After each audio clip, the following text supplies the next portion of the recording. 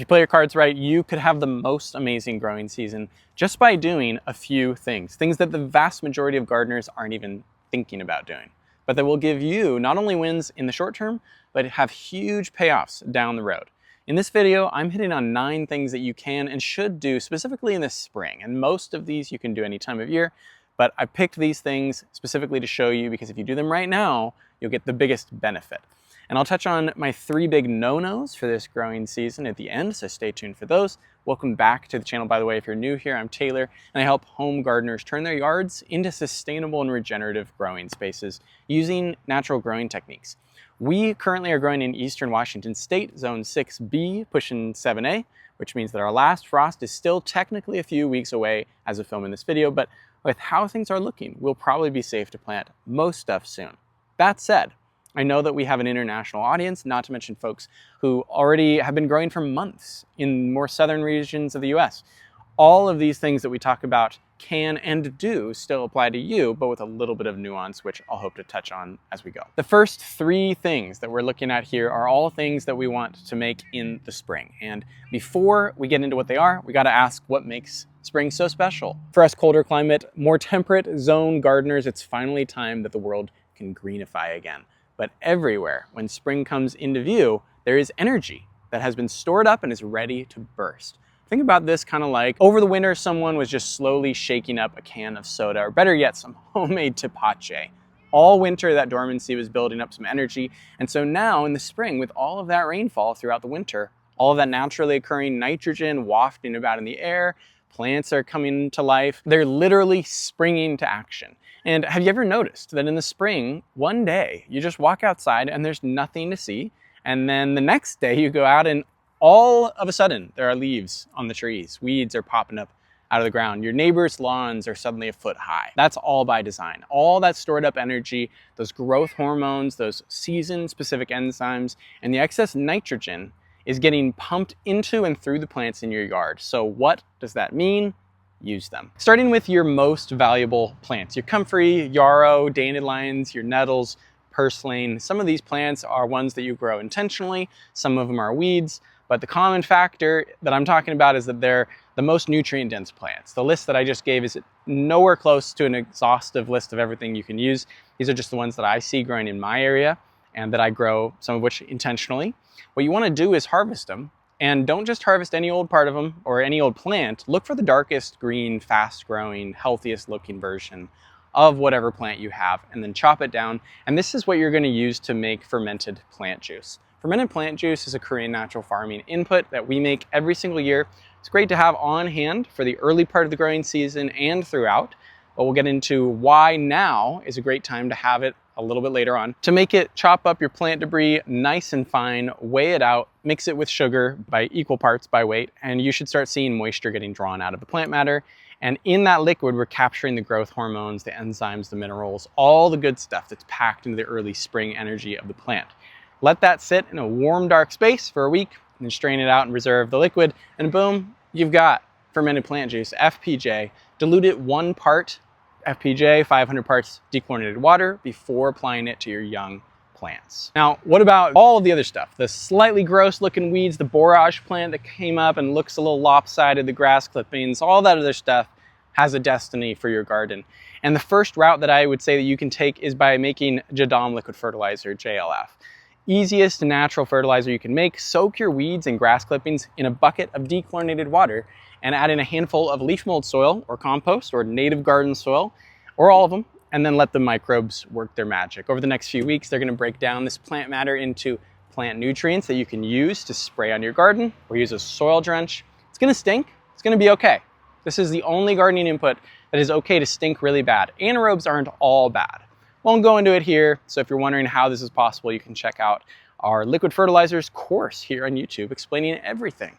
What's nice about JLF is that you can toss in even diseased plant matter. Bugs can get in there, anything can really go in the bucket. And if the idea of putrefying diseased plant matter to then water in your garden grosses you out, I get it, do what you want to do. In my experience, I've never harmed any plants by using this stuff. The one rule for applying this stuff is always, always, always dilute. unless you're just pouring it over bare soil. There are plants in the ground, dilute it 1 to 10 in water. If your liquid fertilizer is only a week old, dilute it 1 to 100 if it's over a month old, and dilute it 1 to 1,000 if it's over 6 months old. That's my general recommendation. Goes a really long way if you do that. Now, to recap, these two inputs are things that we're making in the spring because of all of the energy and the minerals that we're capturing when we do so. You can make these any time of year, but if you make them a week or so before planting, you can then start to use them on your younger plants as you're getting them planted. My recommendation is to actually make FPJ first with the best of the best plant material. It's ready to use in a week. That can go into your weekly or every other weekly maintenance spray. This is really going to help your baby plants get off the ground quickly because it's foliarly feeding them natural growth hormones and enzymes, and for sure a little bit of nitrogen. If you want to go the JLF route, you'll miss out on the growth hormones and you'll get something that's a little bit closer to a fertilizer replacement. But as I've done over the years, my real advice would be make your JLF now with all that leftover spring plant matter and then let it brew for an entire year and use it next spring as a soil drench before planting. If all of that seems a bit much or a little confusing, totally get it. The other major use for the abundance of spring greens is compost. Compost, especially hot compost, requires a good bit of nitrogen-rich material to properly balance out the carbon materials. So it's really nice having all of this green matter to choose from. Spring is a no-brainer time of the year to make compost. You can build a pile or 2 or 3, let them go through the whole thermophilic decomposition process, and then once they cool down, you can cover them up and let them sit all summer long. And then in the fall, when you go to put your beds to rest for the winter, you can get ahead on next year's garden by applying your well-decomposed compost months ahead of the planting season that's to come. And I know that I'm talking a little bit about next gardening season while you're probably only wanting to hear about this one. Totally get that, but sustainable gardening is all about thinking ahead. You don't want to get stuck in this season-to-season mindset, only looking at the growing season right in front of you. So hopefully this gave you some ideas for how to use all of that abundance. I would highly recommend asking your neighbors for their lawn clippings and weeds and bags of leaves that they're tossing in the yard waste bin. Take that off of their hands if they're not going to use it and get it into your garden. Just be sure that they are not spraying their lawn with Roundup or anything like that. You gotta ask those awkward questions. Now look, if any of those 3 recipes feels like something that you want to make, but you aren't really sure that you'll remember how to exactly, that is a great reason to head on over to my gardening community where I share free resources to get you started. You can find recipes for making fermented plant juice, natural liquid fertilizer, and hot compost, plus much more. Hit the link in the description or scan the code on the screen to get signed up for free. For our number 4 thing that you want to be doing this spring, before planting, shortly after planting, whenever anything is happening, always be reapplying your organic mulches. It's not sexy, not original, but it bears repeating. Mulch is one of the most effective weapons in your natural gardening arsenal because it's super simple and crazy effective. Simply covering your soil with straw, hay, wood chips, leaves, any carbon material is going to help you save water, it's going to protect soil life, it's going to feed soil life, and your plants will thank you. The thing with organic mulches is that they will disappear over time. Where do they go? Remember, they're feeding the soil biology, meaning that as they get consumed from the bottom up, the soil side up, they're going to improve their nutrient imparting ability for your plants and degrade in their sun shielding ability for your soil. So you've got to reapply. Do a quick assessment of your soil that you're getting ready to plant into or have planted into. Does it look like there's bare soil on the surface? And if so, put down some mulch. I usually say put straw and leaf mold down on annual garden beds, so veggies and annual flowers, and then wood chips for your perennial setups, your shrubs, bushes, perennial herbs, trees, etc. And don't be afraid to apply more than you think necessary. We want a really thick layer of mulch.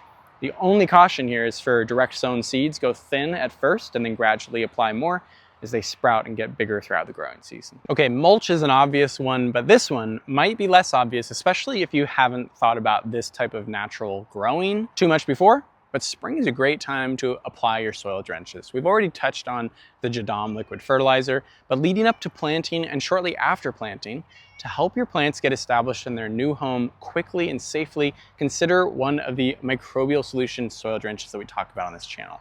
I won't go too much into it here because we recently made a video talking about 3 soil drenches that you can be applying this season: compost extract, compost microbial solution, and actively aerated compost tea. Check out that video if you need some inspiration, but make sure that you're giving your plants the best chance at life, at really making that harsh transition from the pot or the tray into the ground.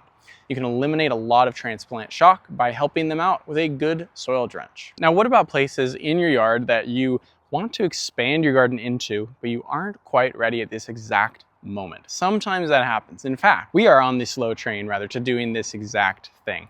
We're still getting garden beds installed for this growing season at our new farm. And so in the meantime, while we're waiting to get these planted, we want to be keeping the soil covered so that the weeds don't cover it for us. And that's where one of the more controversial but useful tools that we use comes into play, the silage tarp. Within natural gardening, the tarp is one of those things that is hard to deny its efficacy. And for us, the cost to benefit ratio swings more in the direction of being a benefit. Of course, we want to eliminate all plastic from our practices if possible, but the tarp is one of those things that's just such an effective tool for stopping weeds in their tracks and actually preserving the soil a bit. So it's far better for the soil to be tarped than to be left uncovered. Technically, it would also be better for the soil to be covered with an organic mulch, which we will do once we get these garden beds established. You'll also notice that we're using water permeable landscape fabric as an additional weed suppression tool. We plan on getting multiple seasons of use out of these. Again, they're helping us keep the weeds down a bit. As there are only 2 of us, we just don't really have the time to be hand weeding our entire farm. So if you're looking for a way to save some time for yourself, or maybe you've got a little bit of extra space and you don't want to plant into it right now, but you do eventually, consider tarping the area until you're ready to cultivate the soil a little bit. Now we're into the 7th slot, and this is one that, something that depending on when you're watching, you might still have a few weeks left.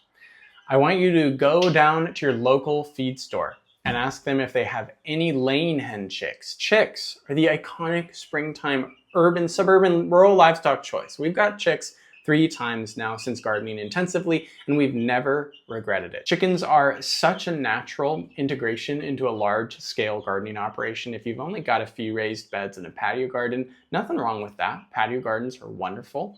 Chickens might not totally be necessary, but if you're growing on anything over 1,000 square feet, I just want to state this as confidently as possible, even though there's obviously nuance. But I'm going to say it boldly. Chickens are an essential component of a large garden. Livestock in general are meant to be integrated at some level with growing plants. There are many reasons why you might not want to get chicks.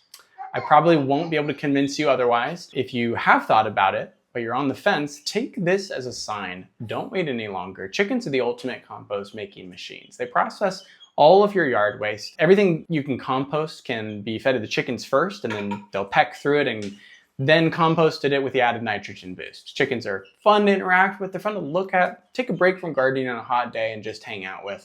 But most of all, as many people have said, the chicken coop is the engine of the farm. And I couldn't agree more. Watch our video on our chicken composting setup for further inspiration. These are certainly a bit of an investment, but as is the case with all proven investments, this one will pay you back over time. Okay, on to number 8. And this one is going to be a great reminder to some of you, and it's going to be a brand new concept to others of you. Either way, is one of the best things that you can do this spring, especially as temperatures start rising, specifically above nighttime temps of 40 degrees Fahrenheit, 5 Celsius. When we get above 40 at night, certain fungal cultures in the wild start waking up and staying awake and are at peak activity, ready to start new colonial adventures. That's right, one of the best things that you can do in the spring is to get your 1st, 2nd, 5th, 200th indigenous microorganism collection. Indigenous microorganisms, or in this case, IMO1, is the process of capturing some of the microbial activity present in the natural world, specifically a forest. And how we do this is by filling a container with cooked grain medium. This would be rice, pearl barley, whole oats, whatever can be grown in your area, and then leaving that container in a natural forest that isn't particularly disturbed by human activity. Scrape away the top layer of leaf litter, place your collection container, leave it for a few days, up to a week, and then return to see what you caught. Now, this is a very limited explanation of a pretty complicated but extremely satisfying process. So go check out our other videos on this topic if you want to do this again this year. You can also check out the resources that we have in the Natural Gardening Group community, again, all free. IMO cultivation is about using the most robust microbial activity of your particular growing region to improve your native garden soil. And spring is a great time to get your first IMO collections of the year. Just make sure to wait until you can get a good stretch of time, like a week or so, while your weather app says the nighttime temperatures are going to stay well above 40 degrees Fahrenheit, 5 Celsius. I've tried to get collections every year when it's cooler than that, when temps drop below that range, and I've never had a successful collection. Now, the most obvious thing that you want to do in the spring is plant. Planting is the most common springtime activity for gardeners, but it's also a great time to think beyond your typical springtime food and flower crops and to think more about additional beneficial plants that you can start integrating into your growing space. When we start planting with pollinators and soil building in mind, we can really make an important shift from being a conventional organic gardener to being a natural gardener. Getting dynamic accumulators in the ground, plants like comfrey, yarrow, and borage, is going to help us start to build fertility by accessing nutrients in the soil that were previously unreachable by plants. Getting native pollinator attracting plants in the ground is going to help start rounding out and bringing balance to the overall growing space. And with these in our gardens, we're going to start seeing them function more as systems that build their own fertility and abundance rather than spaces that we just take from without ever giving back to. Cover crops are a severely underrated plant to be getting in the ground, especially for those of us in growing spaces where we can't grow year-round. It can feel like a hard sacrifice to give half of the growing season just to a cover crop so that we can build the soil.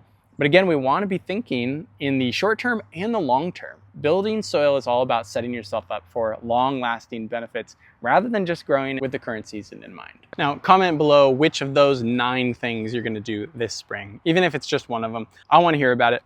But as promised, we've got 3 things to cover that I know are very tempting around this time of year, but need to be approached with caution. So here are my 3 bonus things that you should be careful to not do this spring. The first thing being planting your heat-loving crops too early. Your tomatoes, cucumbers, and peppers, friends, it can be so tempting to get these planted right when the last frost dates pass by, but I gotta say, just wait a little bit longer than you think, and I don't think that you'll be sorry. If you must plant them out and temps are still dropping into the upper 30s and lower 40s at night, get some frost cloth or put some clear plastic over the top to preserve some heat. We've made this mistake before, cucumbers especially, and I've heard from several people recently that cucumber crops have been lost entirely because of planting a little bit too early. Be disciplined and hold off. Wait for these guys, they love the heat. Wait for a little bit more of the heat to come in and they'll grow much better. The second thing that I want to warn you against comes with a bit of nuance, but one of the biggest temptations, one of the most accepted practices for early spring pre-planting is tilling. And I've seen multiple people on Facebook Marketplace this year offering to bring their tiller over to your property and get the ground worked before planting. The only reason that you should be tilling is if you have severe compaction layer that needs to be broken up. Otherwise, just mulching your garden beds, feeding them biology, getting plant roots in the ground, all the stuff that we've already talked about is going to be all your soil needs to be prepared. And just to demonstrate, let me show you some soil side by side in our yard. This is space that we're actively developing, but we're not ready to plant here yet. But just look at what the soil looks like when I dig it here versus when I dig up over here where we've laid down the tarp. The soil under even a non-organic mulch is so much better, much easier to work, much easier to plant into. It doesn't need to be tilled or broken up because when the soil is covered, it retains its texture. When it's left uncovered, it compacts, and that's when it needs to be tilled. But the negative side effects of tilling, don't be tilling this season unless you're breaking new ground and it's absolutely necessary, because you could be setting yourself back an entire season unnecessarily. The third and final thing that you should not be doing this spring is maybe going to be a little bit of a curveball. It might not apply to everyone, so feel free to denounce me in the comments if this is you. But there's this thing that we like to do where we call up local arborists or tree services and get them to deliver wood chips for a delivery fee to our property so that we can use them to mulch our garden beds, cover our pathways, put in our chicken pen, etc. It's a concept made popular by the wonderful Paul Gauchi of Back to Eden Gardening, but wood chips have become exceedingly popular in recent years, largely because of Mr. Gauchi. And because of that, we've noticed that they don't quite flow as freely these days, especially in the spring when everyone is starting a garden. I've called arborists in the spring asking for wood chips and been nearly laughed at because I'm like the 20th person on their list. I've said this in other videos, but everyone is building their garden in the spring, but hardly anyone is thinking about gardening in the late autumn. And that's when you want to call up your arborists, your tree services, and ask for deliveries. I've had way more success personally hitting them up in the off season than in the growing season. So if you've called already and been laughed at, don't give up. give them a call 6 months from now and they'll probably be happy to deliver. And with that, we are going to wrap up this video. If you have a huge garden project this spring or summer, and you would like me to walk you through the process of setting things up right in such a way that leads to long-lasting abundance and fertility and gives you a garden that you actually enjoy rather than one that you fight for the next decade, use the link in the description or scan the code on the screen to apply for my Natural Garden Reboot program. I'd love to hear from you and hear your vision for your garden. Thank you as always for watching, and we'll see you in the next one.